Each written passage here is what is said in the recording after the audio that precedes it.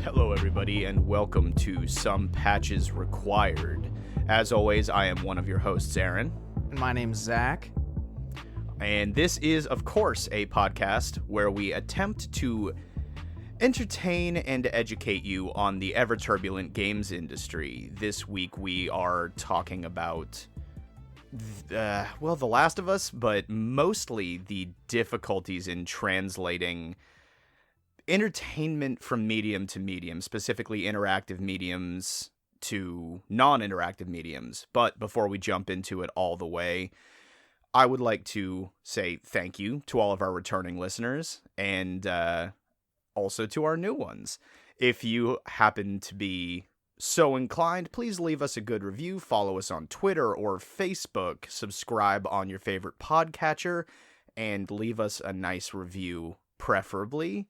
If you want to leave us a terrible review, I guess that creates its own conversation, but anything you can do to help us out, we genuinely do appreciate it.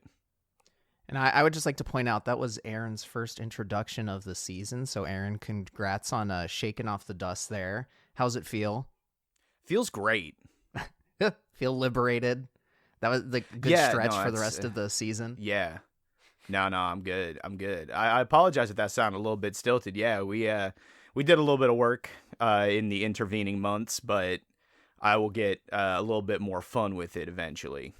No, we're figuring it out. But no, I think you did a great job. And thank you very much. That means a lot to me, Zach. No, it was good. And I think to your point, to get into the meat and potatoes, so to speak. Obviously, everybody knows that HBO series The Last of Us has been coming out and is actually still going on. There's still one more episode left, the season finale. As of the time of recording, as of the time of publishing, episode 8 will have already been released. That's a good point. So Zach has watched, to my knowledge, up to episode 6, and I have watched up to episode 7. So we will be one episode behind you, the listener, if you've watched the show. So we haven't finished it, but I know everything that happens. And as I said to you, Aaron, unless like the show takes an absolute nosedive and pulls a Game of Thrones season finale or just the final season kind of thing, but in one single episode, I feel like generally speaking, our opinions here won't change. So what we're going to do, we're going to start off, we're going to talk a little bit about specifically The Last of Us. And I'll be talking to Aaron about it in more of like an interview capacity, because for those that don't know, and if you've somehow been listening and not heard Aaron say that he loves The Last of Us, I don't know what was in your ears. But obviously, Aaron, you love The Last of Us. And you've watched every episode that's out now. So we thought it'd be interesting to, go through mostly, Aaron, what your thoughts are. And use that as more of our review discussion, and then expand out into, why are there some successes? Why might there be some failures with The Last of Us, but also just video game movies in general. And I think the last call out I would just make real quick is that we did have an episode in season 1 where we specifically talked about a bunch of different video game movies and which ones were good, which ones were bad. That may or may not have included the Super Mario Bros. Movie, which is infamous or famous. I don't know, Aaron, what the right word there would be. I think it's both, actually. A little bit of both. I think it's famous for being famously bizarre and terrible. Yeah, mostly. That's fair. I don't think anyone is lauding the movie, but it's definitely notable. Yeah. Well, the reason I bring it up is because you should all, check it out. Hear more of our beautiful voices. Worth watching. Yeah. It's 100% worth watching. Oh, I'm in our episode, but also the Mario Brothers movie. Oh, well, you can't watch our episode. There's no video component to this show. Not yet. But yeah, give it a listen. But anyway, on to the main point. We figured it'd be more interesting to have a conversation about this, considering I've played the game several times. I actually just, I don't know, maybe 10 minutes ago, set down my The Last of Us Part 2 PS4 controller while I was replaying The Last of Us. So I have played the games. Zach has not, but Zach is almost caught up on the show, and we figured it'd be more interesting this way. So that's what we're going to do. And also, if it wasn't obvious, obviously spoiler alerts for those. Oh, that yeah, either... like crazy fucking spoiler alerts. And that would go for either the game or the movie, right? So, or movie, this TV series. As we jump in here, I'll just say real quick, from my perspective, I'm more interested in Aaron's, but I will just say from my perspective that I am generally pretty positive on the show. I think it was pretty well done from what I've seen. So with all of that being said, and I'll elaborate on some of those thoughts as Aaron's talking. Aaron, now that you're on episode 7, obviously we have the season finale. I know most of the major plot points, everybody, just because I've watched the cinematics. So if I sound like I kind of know what's going on, that's why. But Aaron, yesterday we had talked about what we thought was going to happen in both episode 7 and episode 8, just because, there's only really 2 big plot points left. And at this point, I'm just curious to know, how faithful of an adaptation of the video game do you think HBO's The Last of Us is? And obviously, I know you have some concerns about bloviating. So everybody, if I cut Aaron off, it's out of love, not out of malice. Yes. and I have consented to this. And in fact, I actually asked him to be my lifeguard in this situation. I would say maybe more so than any other video game adaptation, this one strikes a perfect balance between being faithful and innovative.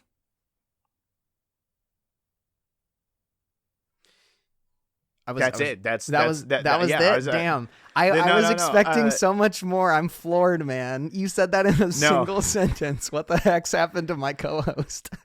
No. Well, I've been thinking about this. Okay, now here comes the many sentences. I was having a conversation earlier where I was talking about, and we'll get a little bit more into this as we talk about like the difficulty in translation. But in short, the comparison I drew is, what do you do when you are trying to capture something that people have already experienced, both visually and tactilely, right? This is a story with iconic imagery. If you ask a lot of people, they will remember the scene with the Hank Williams song, right? It's the cutscene with the Hank Williams song, and they're driving, and then it crashes, and they'll remember the scene after that, and you're playing through it, and you're doing that. You'll remember the entire opening. You're doing, specific things, and you're seeing very specific imagery, and the idea of trying to adapt something that is so ingrained in so many people's memory is extremely hard, because if you're just remaking it shot for shot, what's the purpose of doing it? Because it already exists. Yeah. So the divergences in the story, and there have been a couple of fairly major ones, I would say, were obviously very carefully planned, and the changes that they made were obviously well considered. So I would say that it is a faithful adaptation. I think there are a couple of minor elements that I can't necessarily quantify about the presentation, that I think could have been a little bit more No Country for Old Men style, rather than the style of show that it is, which is somewhere in between Coen Brothers and The Walking Dead, where I'm like, okay, there's something lost. A little bit of the storytelling. There's something beautiful about the storytelling in the game. It's subtlety. Nothing is really expanded upon until you get to know these characters really well, but you learn about the characters as they learn about each other. A little bit of that is lost in the presentation, And the stuff that they changed didn't necessarily reflect that, but I would say that overall it keeps the tone, it nails the characters. Pedro Pascal and Bella Ramsey are fantastic in their roles. Yeah. Everyone who was cast nailed their roles. Mm-hmm. And I think ultimately it's exactly, I think the answer to is it a faithful adaptation is better answered by saying it is just the perfect degree of unfaithful for it to work as an adaptation. Yeah, I think the interesting thing that you brought up, and this is more for our second point here of, you know, why might it be harder or easier to adapt games to film or other mediums, but it's like in a video game, you don't necessarily need to like know who a character is from the get-go to fill the void because the game mechanics can make up for that.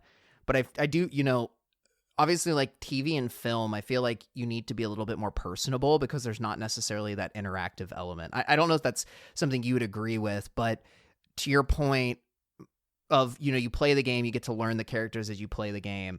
I do feel like they have to front load some of the information a little bit. So you get that investment earlier on into like, why do I care about these people? Especially because, you know, the world being post-apocalyptic and already kind of depressing, I really feel like you need to get those hooks in early to some degree, or else you just risk people being like, why am I watching this? This is just depressing and the characters suck.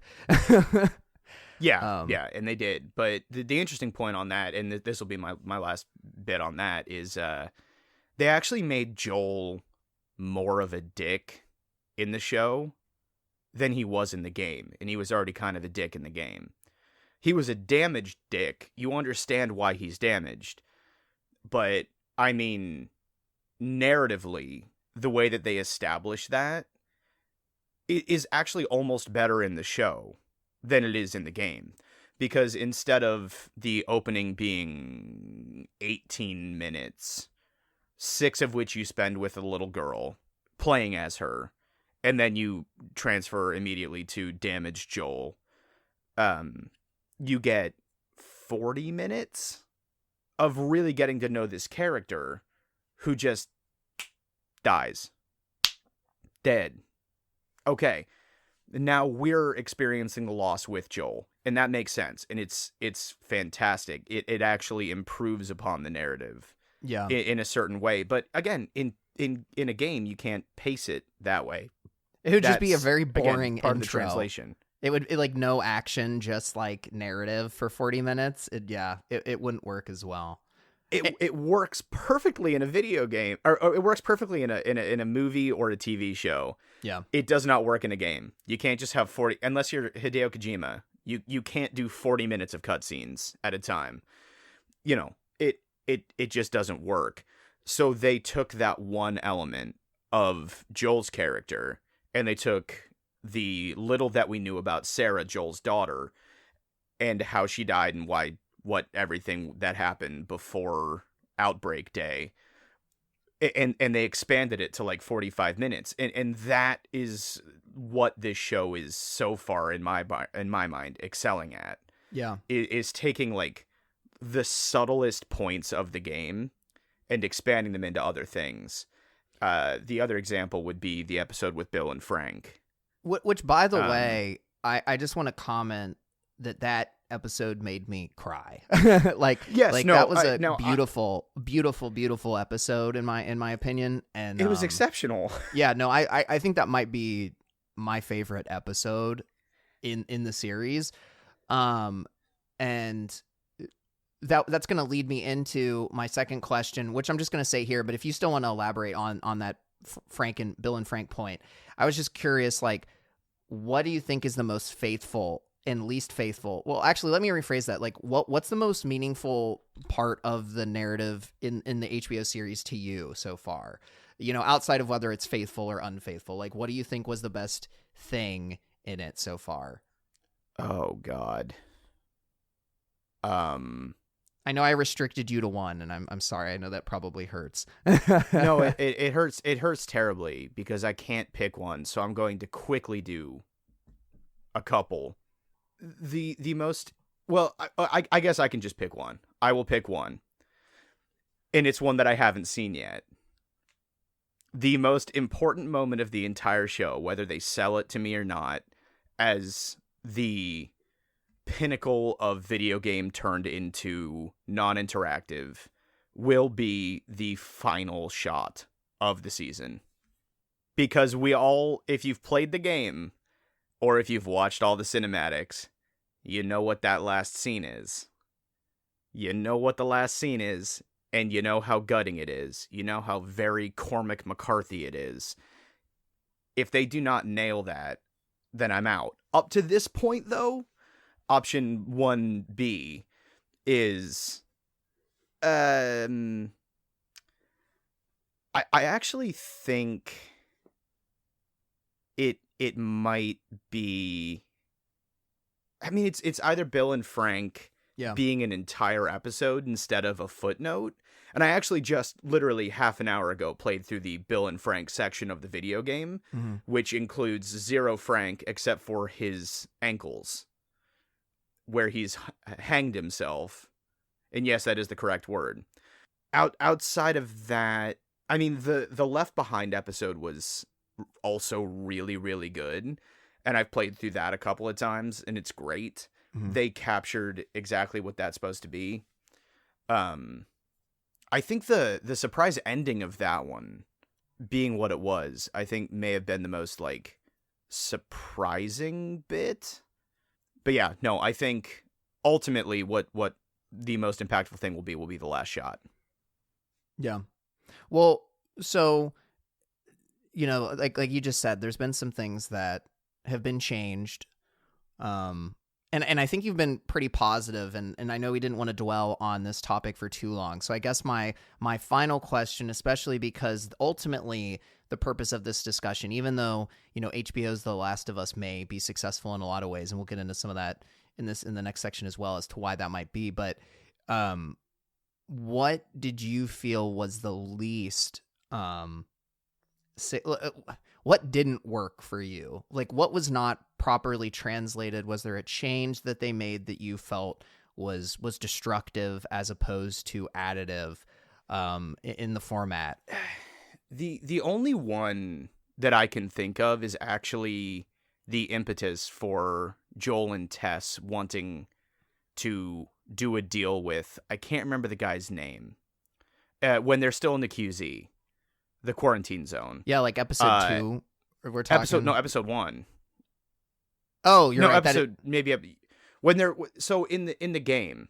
I can't remember which episode it is because I haven't gone back and rewatched them yet.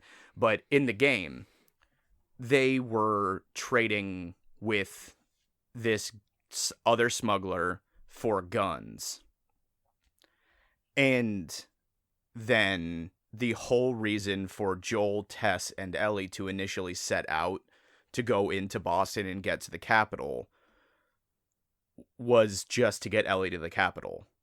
And in the show, they made it about the fact that Joel really wanted to go and save his brother Tommy. And so instead of guns, they traded with the smuggler for a car battery, which has now become a through line. Which I respect narratively.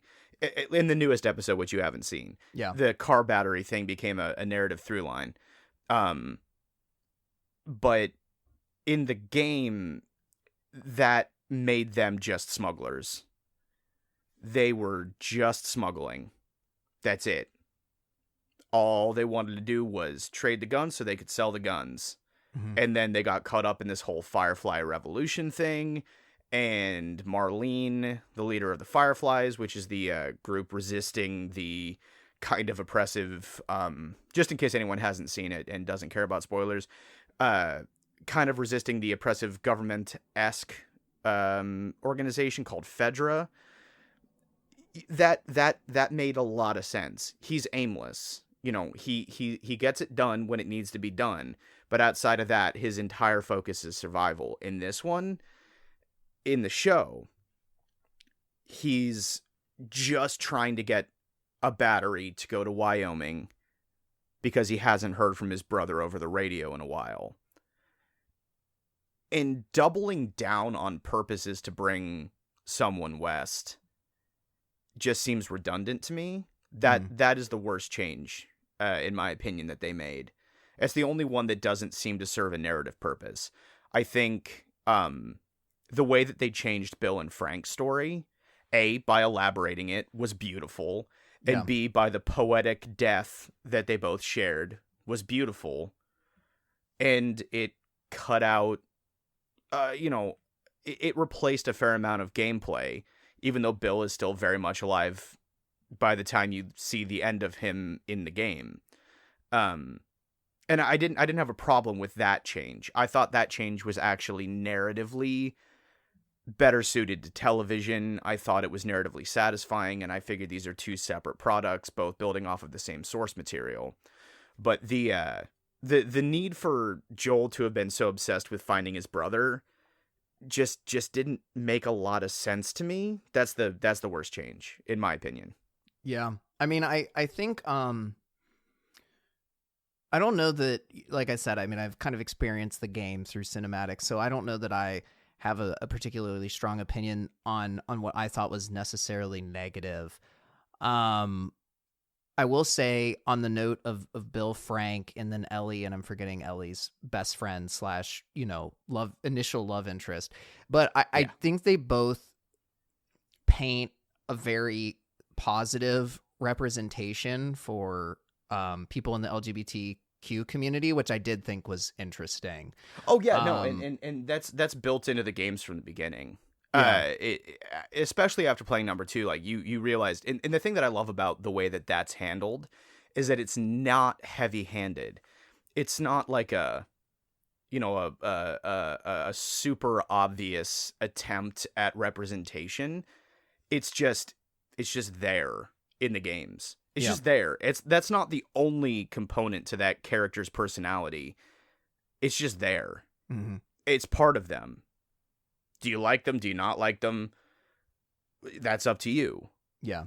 It doesn't try to spoon feed you anything. It just says, like, okay, these are just elements of these characters. And again, that's the most fascinating thing about the Bill and Frank episode, is that they pulled that out of the fact that they very cleverly in the game used the word partner.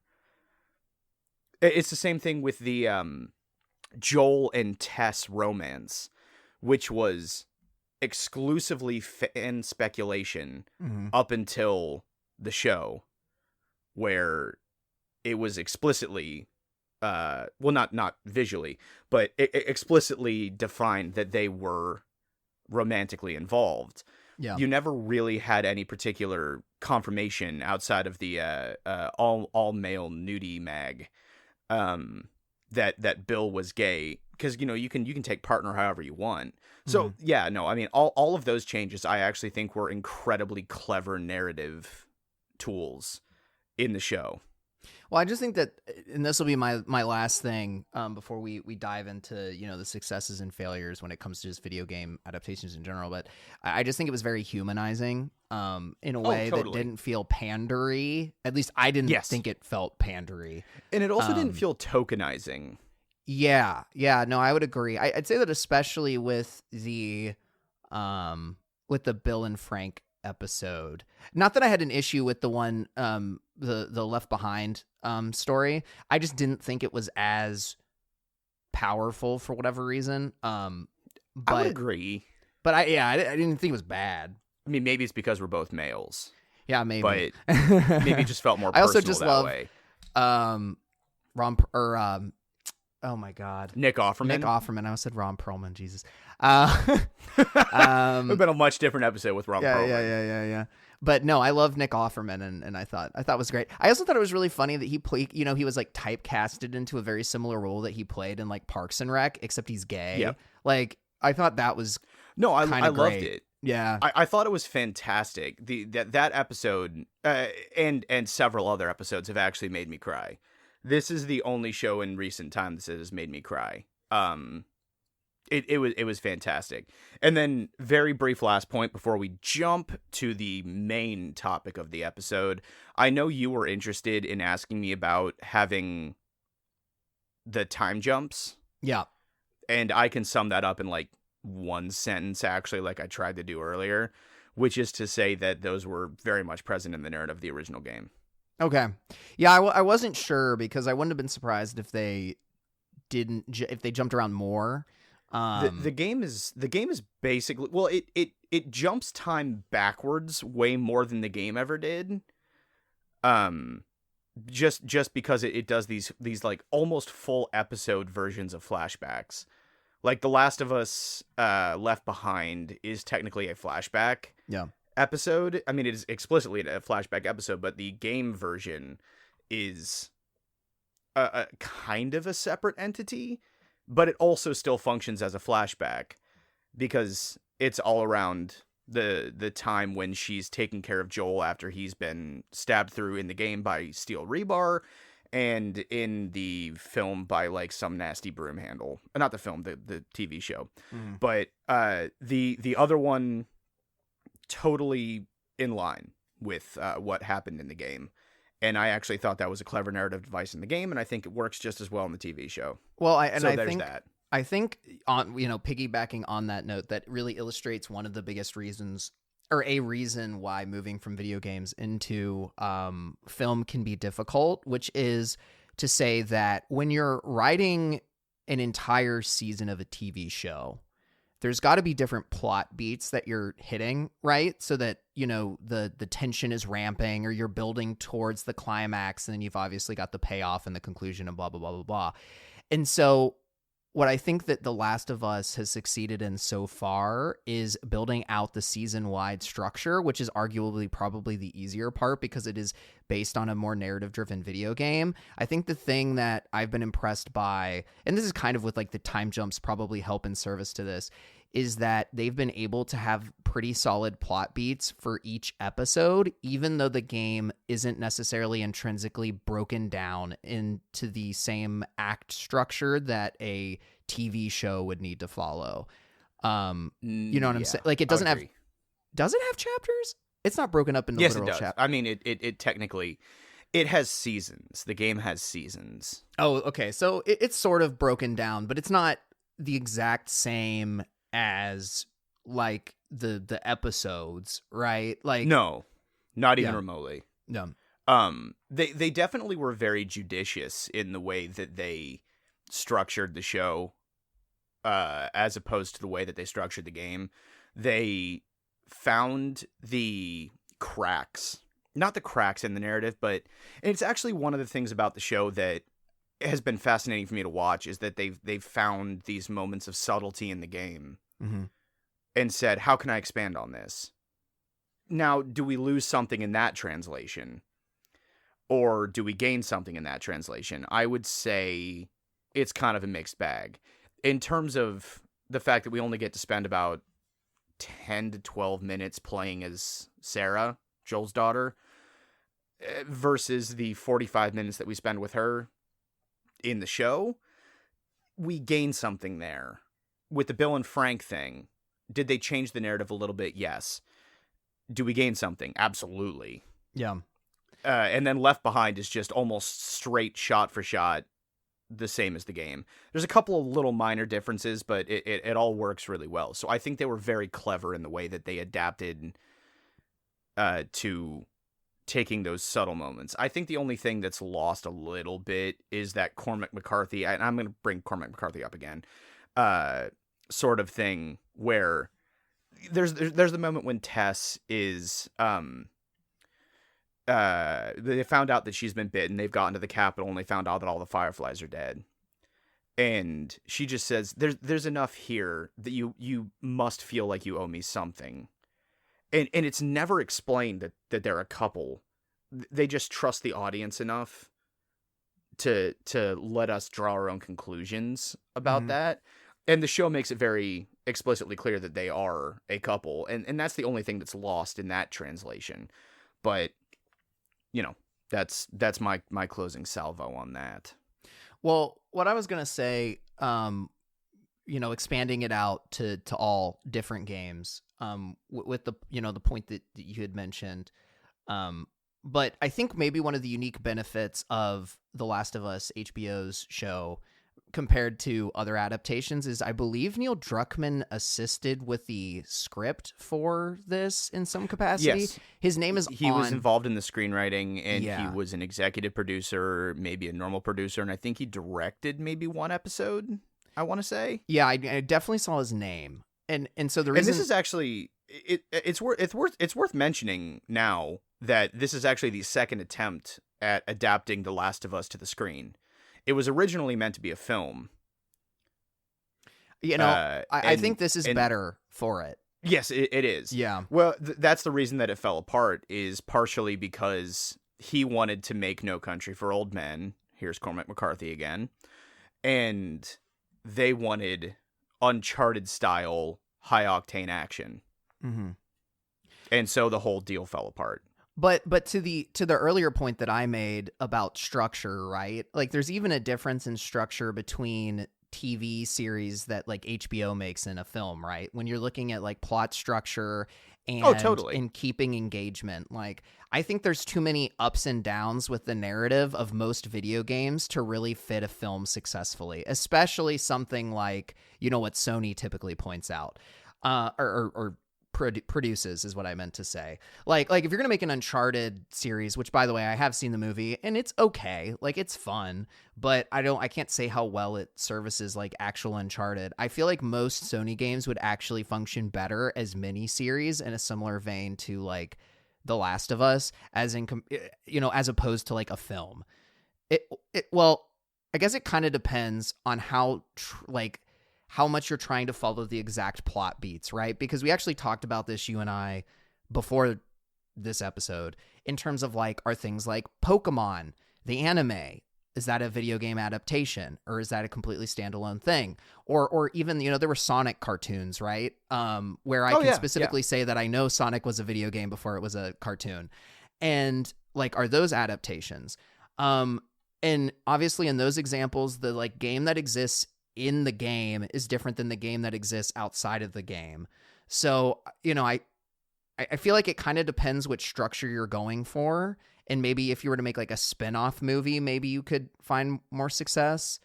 I don't know. I've kind of lost the point as I've been talking about this. So hopefully this made some form of sense. But I guess there's like a lot of considerations that you need to make. And I think directly adapting a literal video game and its narrative into film or TV can be incredibly complicated. My gut feeling is just, especially if you're looking at like Sony games, that a long or like a mini series is a better option. I don't know if you have an opinion on that, Aaron, but that's kind of just my thought with how the pacing and the story breaks down. I would agree. And that's partially because as I tweeted out on our Twitter, I actually think that video games are more direct, and we're just getting into the adaptation section of it a little bit. I think video games are more directly analogous to novels than they are films, because there is an interactive portion of a novel, because your brain generates the imagery, your brain generates the voices. I hate to bring up the elephant in the room, but if you grew up reading Harry Potter, you heard the voices of all the characters. And then when you saw the movies, maybe they didn't sound the same. You generated the images of the characters. Outside of the cover, you were the one creating that. And you spend how much time reading a book? It's probably more than 2 hours. How much time do you spend playing a video game to complete the story? Probably more than 2 hours. So there's similar challenges there. How do you make those things gel, together? How do you make one justify? How do you make the new adaptation justify the existence of itself when the story itself already exists? With a book, I would argue it's a little bit easier. With a game, you've removed the same level of interactivity, but it's more tactile. But you're also removing an already extant visual component, which for especially a series like The Last of Us is filled with, I mean, in the video game community, iconic imagery. You've got so many things. That the scene where they walk across the plank to look at the, the Capitol building, it's very hard to do something like that. So I compared it to saying it's the difference between making a Mario movie or remaking The Godfather. You know, if they reshot The Godfather today, how would you do it? Well, how would you do it better? What would you change? What would you not change? Would it be a shot-for-shot remake? Marlon Brando's long dead. You know, who would you cast? What are you doing? So I'm like, yeah, for all that, I would say it's very successful. What do you think? Do you think that there's any point in remaking medium in that, like a medium in that way? So, okay, we'll run with the Mario Bros example, right? Like, Mario is not a world that has a consistent lore. It's really just kind of like a bunch of thematic characters that interact in certain ways that we all understand as gameplay mechanics.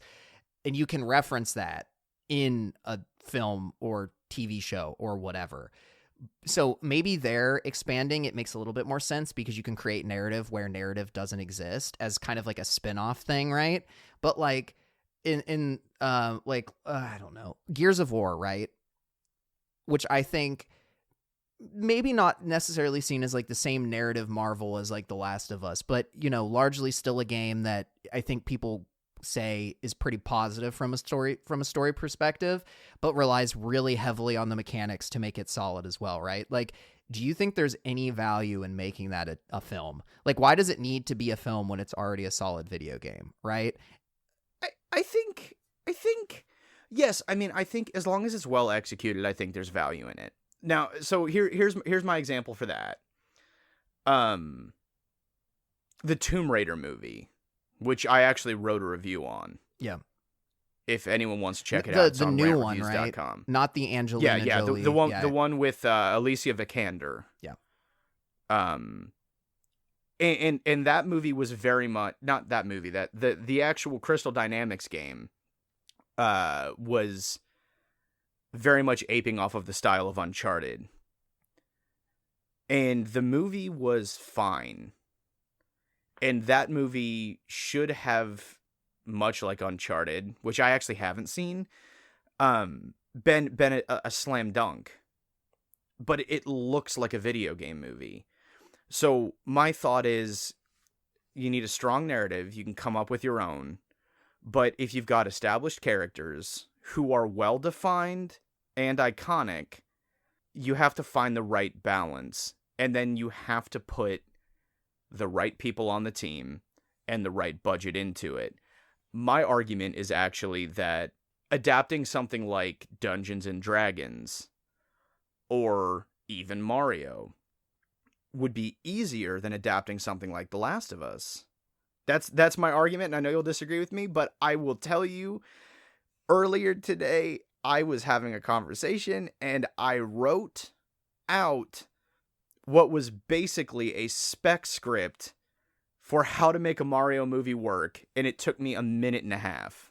I mean, actually, I don't disagree with that at all, because I think if you were to make a Mario movie, or you were to make what was the other one that you mentioned? Sorry. I think I said Monster Hunter. Monster Hunter. Well, my point with any of those, right, where there's not like a concrete. Okay, let me. It's complicated. It's not character driven at that point. It's so if you were trying to make a world. Yes, you're basically making a spin-off in that world, right? So like Monster Hunter, the Monster Hunter movie was bad. I don't think necessarily intrinsically because you can't make something in the Monster Hunter world, but because it just was not a great film. But they didn't put the effort into it. Yeah, I'd say that's probably the biggest thing. Or the budget. Yeah, and I would agree with you though that it is easier because like here I'll actually spin this. I think it could be equally as easy to do something in the Last of Us world, but it would have to be a spinoff. The easy choice is to say I want to do something in the world where the cordyceps virus is this thing, but I want to tell a completely new story. That's the story of Kenny. This is the story of Kenny. Yeah. Who we don't know who that is. And he lives in Utah. Mm-hmm. And that would be okay. So we have this codified world, and now we've created a set of new characters. Okay, you throw in a couple of Easter eggs. Ellie walks by at some point. It's whatever. That would be easier than trying to figure out the perfect balance between a shot-for-shot remake of the game of The Last of Us than it would be to just make up a bunch of new characters. Mario has been to space. He's been to the beach. Mm-hmm. He's been to a different beach. He's been to a different beach. He's been 2D. You can fill 25 minutes of runtime with Easter eggs just with Mario. Mm-hmm. Throw in a full... the section I wrote out was a reason for him to get a power hammer by winning a race. Yeah. And then there was a whole comedy scene where he turns into 2D and doesn't understand it. He's now I'm 8-bit, and I was like, okay, I can just rip off Wreck-It Ralph. That's all I have to do to write a Mario movie. Yeah. Reshooting The Last of Us is a tremendous challenge. Or just Monster Hunter. Reshooting any specific narrative from anything.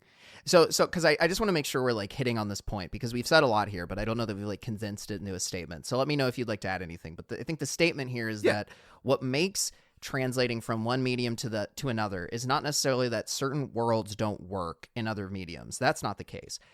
It's not even that you can't depict certain mechanics, although I do think that there is difficulty there sometimes. I actually think The Last of Us has done a pretty good job at that, if I'm honest. But continue. Well, which I don't disagree. I don't disagree.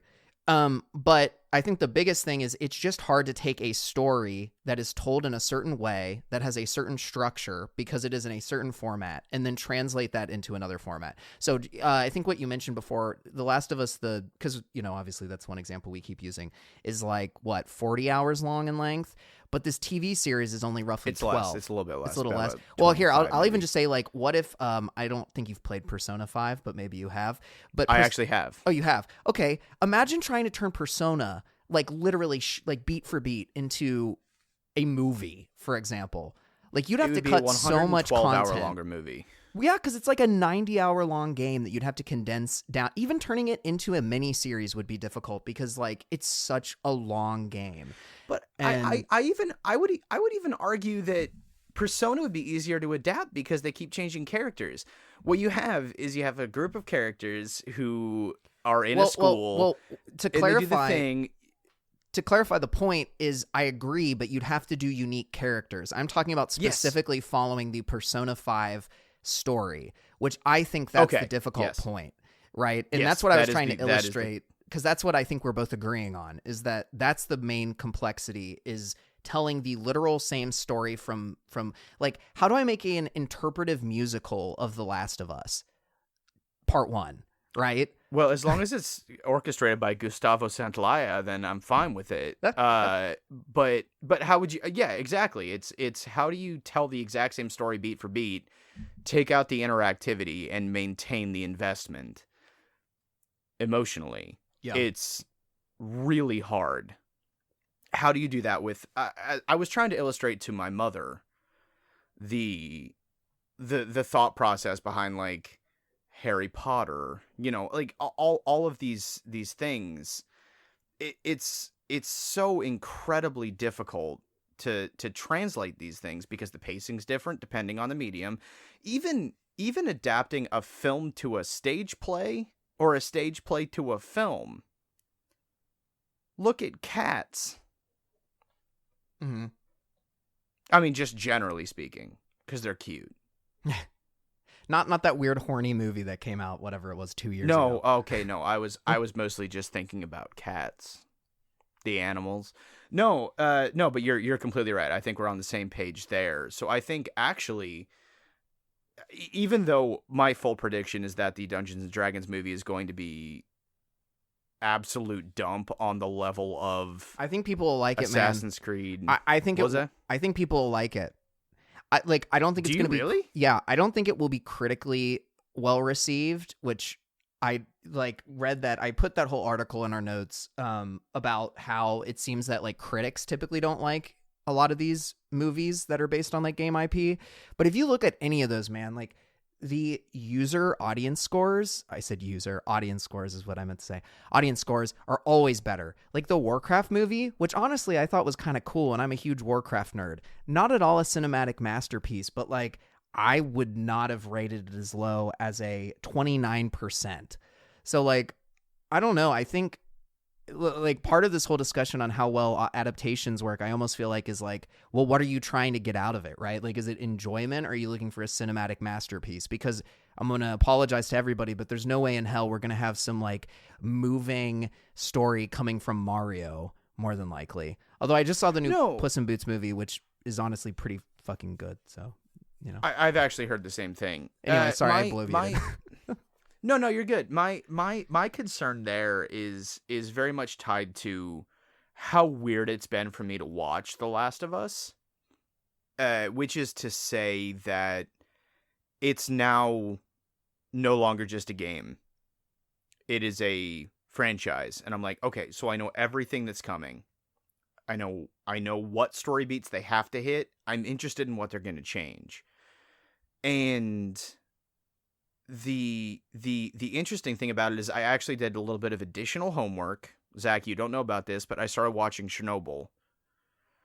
The HBO on HBO as well. Oh, that's great. Which is, you should watch that, everybody, if you haven't. It's fantastic, but a lot of the showrunners and directors, or a fair number of them, are also working on The Last of Us.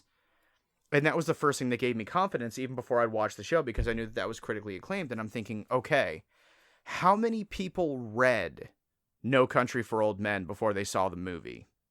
And I can't count myself among any of them. Well, so this... Although Oh, sorry, I cut you off. Sorry. No, you're good. I was going to say, although my copy is sitting very close to me, I hadn't read it, so I was able to experience it holistically, like just normally, naturally experience the story of No Country for Old Men. Yeah. And it is now my second favorite movie of all time. Mm-hmm.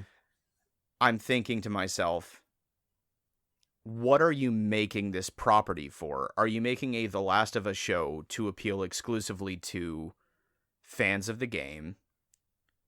Or are you trying to make it a brand new experience, a new medium to tell a similar, if not exactly the same story to people who don't own a game console, whether that's by choice or by necessity? So here's kind of a gatekeeping-ish thought, which I guess kind of lets you know where I kind of lie on it. But I'm going to be honest, I'm a little conflicted.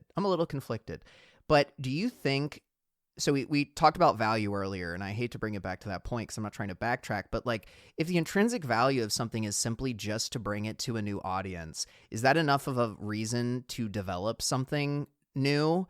I guess the answer is yes, because like I would like Morrowind to be remade very much, even though that would be the same medium. But where I'm kind of going with this ultimately is like, I wonder if we should be concerned that there's the possibility that we're going to end up with situations with like No Country for Old Men, or, you know, any amount of movies that were were made based on books, and then you don't even know that there's a book, right? Like, isn't there's almost like a disservice to the original artwork by it turning into something else, like, for example, an HBO series? Because I can tell you, like, with this HBO series, I could see my parents watching it, liking it, and having no idea it was ever a video game.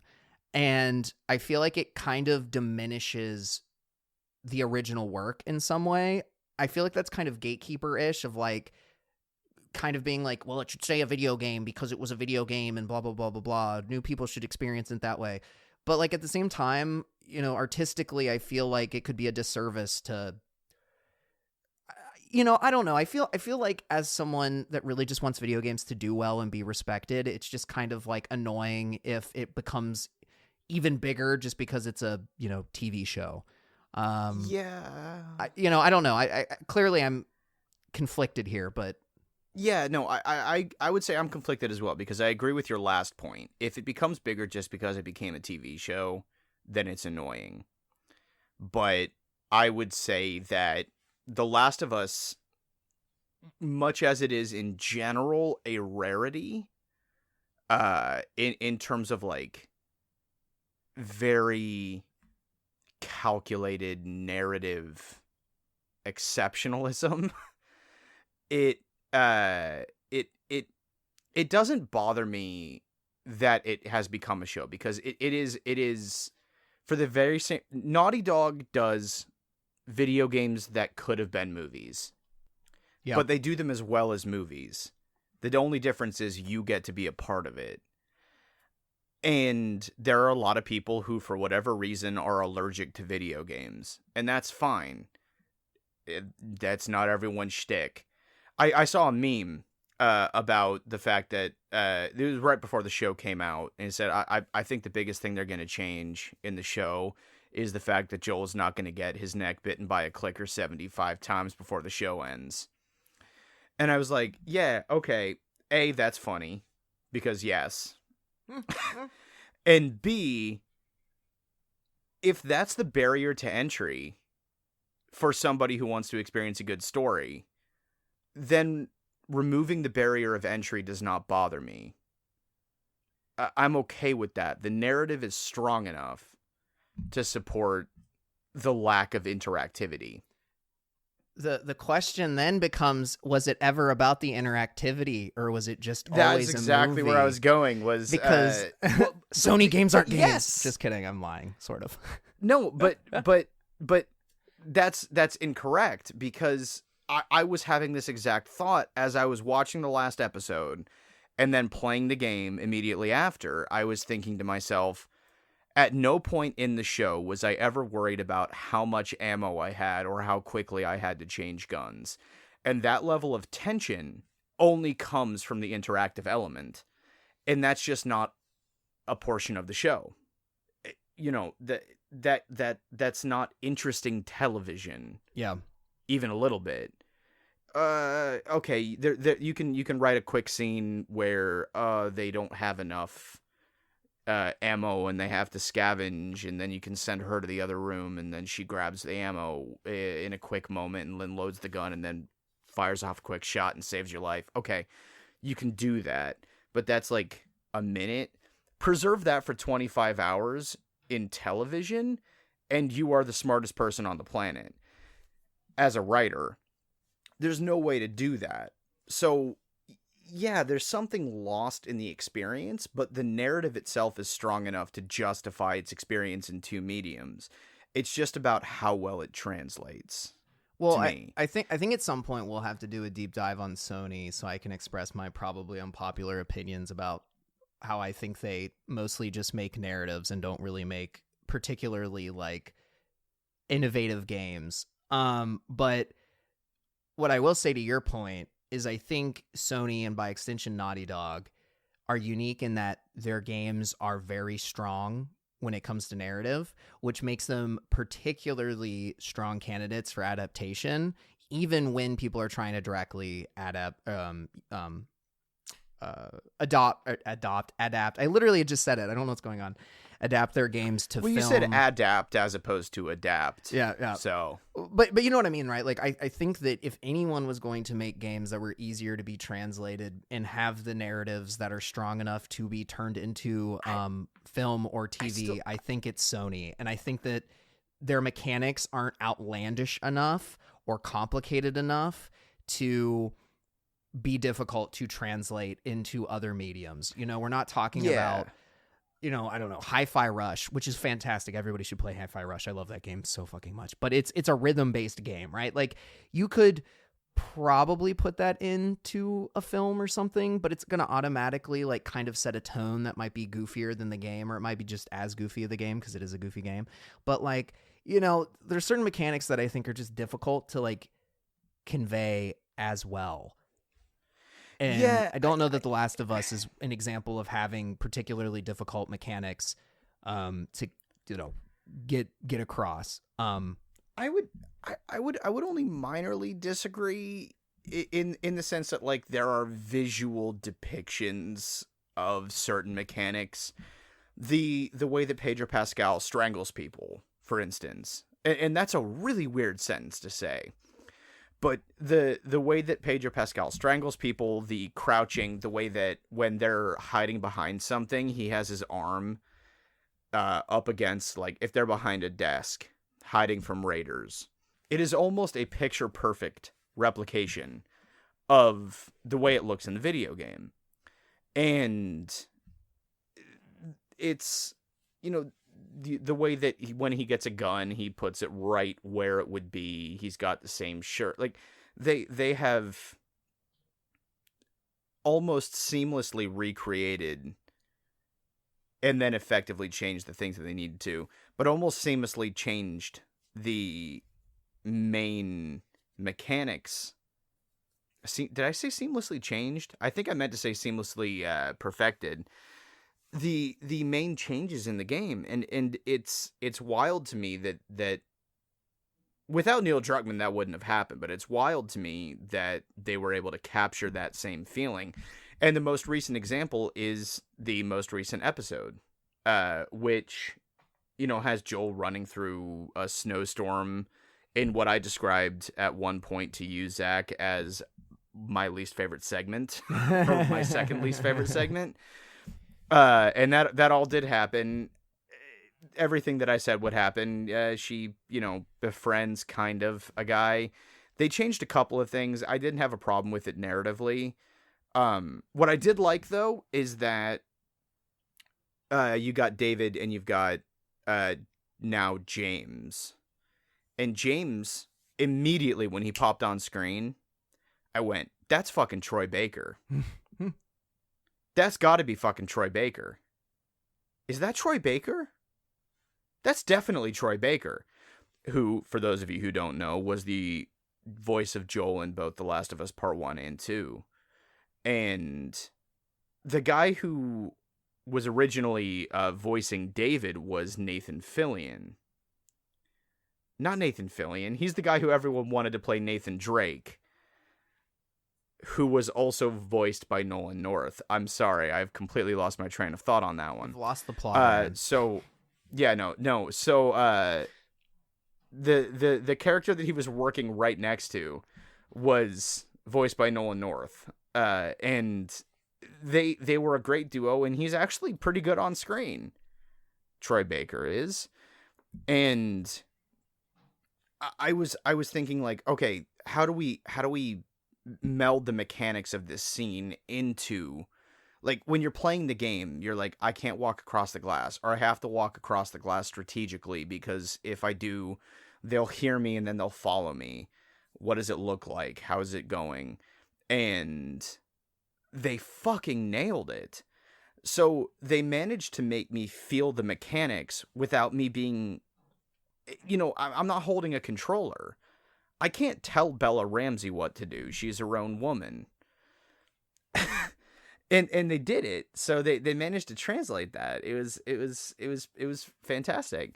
But now I've lost the plot. Well, I think on that note, and I'm looking at the time, and I had one more thing I wanted to mention, and actually the last bullet point I think I can just turn into a sentence, but there was one thing before that that I wanted to mention. But on your note, before I move to that next thing, I think ultimately what's interesting too is I keep saying mechanics. I think I keep saying that because it is intrinsically important to video games, but at the same time, it's like ultimately it's the feeling of the game that I think you're trying to translate. It's not necessarily the mechanics. Like, some mechanics are incredibly fucking annoying. Like, do you really want Joel to run out of ammo constantly and that need to be like articulated in the game, in the TV show constantly? He's always looking, he's like, God damn it. The like needing to reload. It's like, no, that takes away from the experience. I just think it's kind of like an interesting point, because obviously in film you can have, I feel like a lot of what you're talking about when you're talking about mechanics, it's more references to the game, almost more so than mechanics. But if it illustrates the same feeling of suspense, of anxiety, it's all about feeling. Yeah, that's the best you can do. And speaking of anxiety, I just wanted to mention that the idea of Joel having panic attacks works for me. That's it. I kept thinking he was having heart attacks. I had to look it up, and I found out it was panic attacks. But the one thing, if you've never had one, try not to. Yeah. No, I'll vouch for that. The one thing I wanted to hit on real quick before we say adieu, is just the fact that what I realized, Aaron, after our first episode, and maybe I should, or not first, but whatever, the first one when you're talking about video game films, I feel like we've kind of had part in this. But there was an IGN article that came out, and I kind of alluded to this earlier, that the writer was particularly fed up that like The Last of Us was going to be held up as this like pillar of media, in the sense that there's never been good video game adaptations previously. And I feel like we kind of fed into that with our one episode. I can't remember because I haven't listened to it recently, but I did just want to say that I think it is interesting to look at like what actually is a good adaptation. Is a good adaptation like something that has a good critics review, or is a good audience review enough? Because like I mentioned you, Aaron, the Warcraft movie has a really bad critic score, but the audience score is 76%, which is like firmly average, right? Like that's not bad. And then even looking at things that are good, like Arcane, Arcane, the League of Legends animated series was fantastic, phenomenal, loved it. And even Castlevania on Netflix is also a really solid like adaptation in the world of Castlevania. So there's like clearly a lot of really good content that's coming out. It is just interesting that this whole narrative of there is no such thing as a good video game adaptation keeps being promoted, even though there are examples of plenty of good video game adaptations. And then there's even a secondary note of like the two things I just mentioned are both animated, and there's a whole like thing of like, oh, animated stuff's for kids, which if it is, I guess I'm a kid because I like animated shows, but that's a whole other conversation. So anyway, I just wanted to mention that because I think it's interesting. Because Aaron, I think I don't know, I find myself falling into that same hole of like, man, it's a video game movie, it's probably going to suck. But like, there's been plenty that have been passable and are definitely not horrible. I mean, both of us didn't even hate the Resident Evil movie, which definitely made a ton of money. The first one, that is. Yeah. So for me, there are two key things. The first one being in the world of versus direct adaptation of, and I think those are. You articulated that much better than we did when we were trying to describe that exact thing for like 20 minutes. Anyway, keep going. Yeah, in the world of versus direct adaptation of, and they're two different things. In the world of Pokemon the movie 2000 will always be a treasure to me as a child. A thing that happens in the world of League of Legends.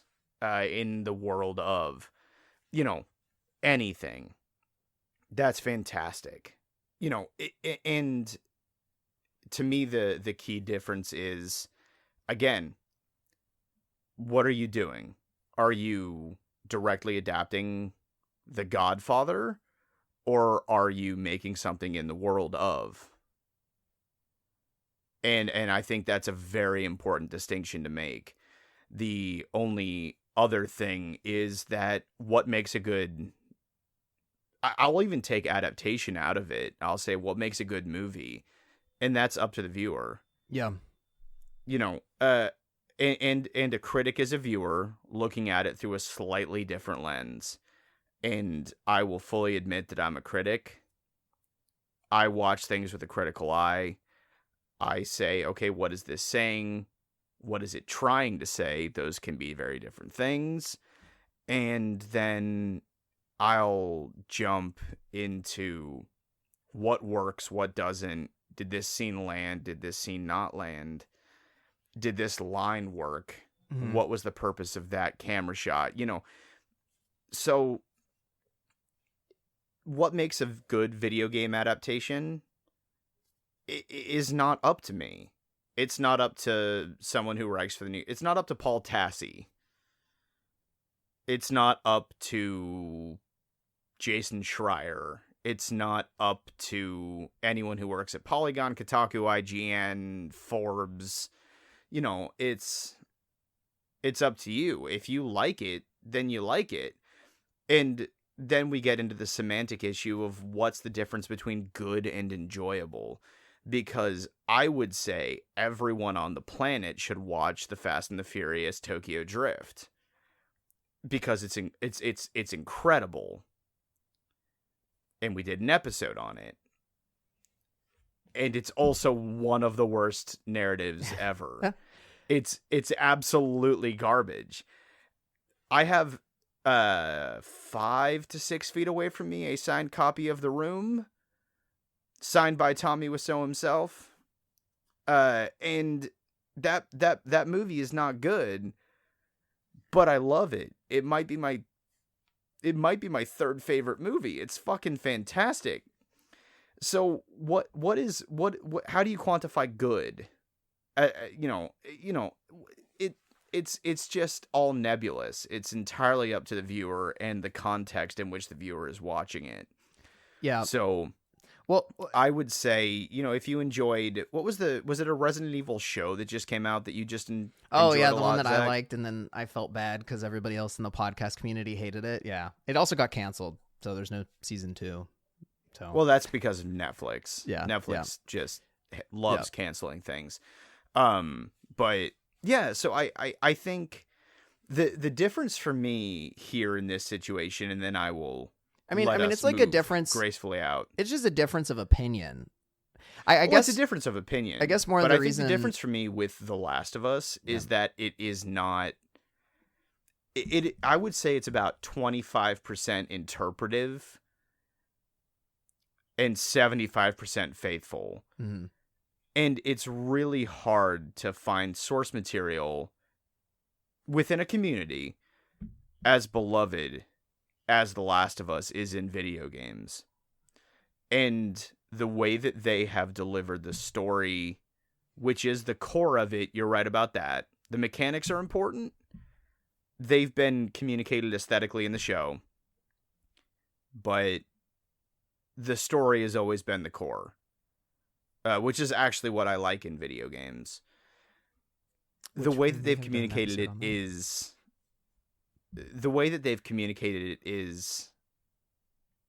maybe the best example I've seen of adapting interactive media into non-interactive media.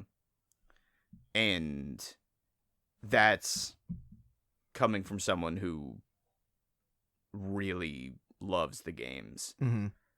Well, I guess there are flaws in both the story and the gameplay, but it just works when you're holding the controller in your hand.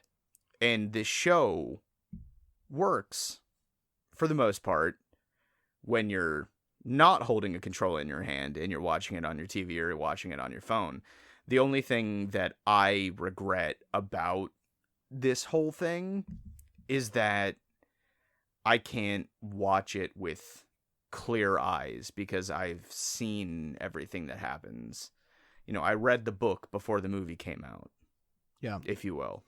Well, I think more the reason I brought up the critic versus audience thing, and then I'll lead us towards the sign off, was I just wonder if there's some gatekeeping to any degree about, certain IPs not being able to do well, and how much of that is truly the reality. But I guess what we can both agree on, without having to get into, what's good and what's bad, because like you said, it's very subjective. But what's enjoyable, there have been plenty of enjoyable video game IPs that have moved into film. And Sonic. Yeah, I actually like the Sonic movie, I'm not gonna lie. The first one, I haven't seen the second one.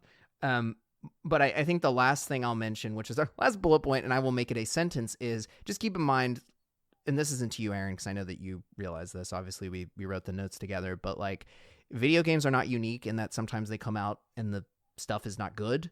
There are plenty of bad book to movie adaptations, and I have, Percy Jackson, The Hobbit, Aaron's favorite movie, Aragon, which is particularly contentious with some people when you talk about it. And contentious, I mean, because everyone hates the movie and love the book.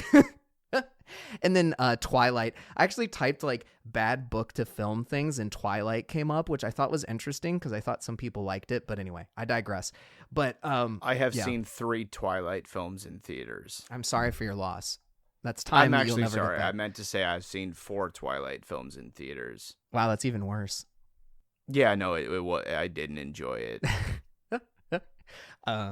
But that's everything. I was in high school and dating somebody. Oh, you were forced into it. That's unfortunate. Yes. Well, I don't think I have anything else, Aaron, and I know that we're running out of hours or minutes or whatever. Yes. And seconds. And seconds. Is there anything else that you had before we get into our thanks? No, I think my final thought would just be to be thoughtful about how many different things change when you translate one medium to another. It's a story you care about, it's characters you care about. How much thought and effort went into changing them? You know, video game to movie, book to movie, movie to video game, TV show to video game. Think about how much thought has to go into doing that. And then while you're either watching or playing any of those given products, just consider whether or not they effectively translated any of that stuff. That's probably my last thought. And also, The Last of Us is worth watching, and so is Chernobyl. Yep. I agree. Especially Chernobyl, because that's came out so long ago that the hype around it's not necessarily here. So if you haven't seen it, you should definitely check it out. Yeah, check it out. Well, but anyway, now we're on our way to the outro section. To the outro, which is I will start. So get on my level, Aaron. Just kidding. I would like to thank eDougie Art, because eDougie Art made our wonderful album art / profile picture / whatever I decide to call it on that specific day. And eDougie Art can be found in a few places, but they can be found under the same handle on Instagram and Etsy. So make sure to show some love, show some support, and check her out. Cool? Yeah, eDougie Art's got nothing but good stuff. Outside of that, if you like good stuff in your ears, I would recommend checking out Beach Girl. They provided our fantastic intro and outro music, and you can find their music on Spotify, SoundCloud, Bandcamp, anywhere that fine music can be found digitally. If you go to a Barnes & Noble, probably not going to be there. But it's worth listening to, and you can do it for free, but we'd appreciate it if you toss them a couple of bucks every now and again, because they're fantastic and a good friend, not just of the show, but of both of us. As we sign off here, I just wanted to say, remember everybody that there is in fact an Intercourse, Pennsylvania, among other very, very fun named cities across the United States, as Aaron and I learned, like Wanker's Corner, Oregon, which is presumably where people wank off in corners. I don't know. But yeah, don't forget that. Corners. It's important. That's been your end of the episode lesson from us. I'll see all of you later. And we shall say goodbye. Goodbye!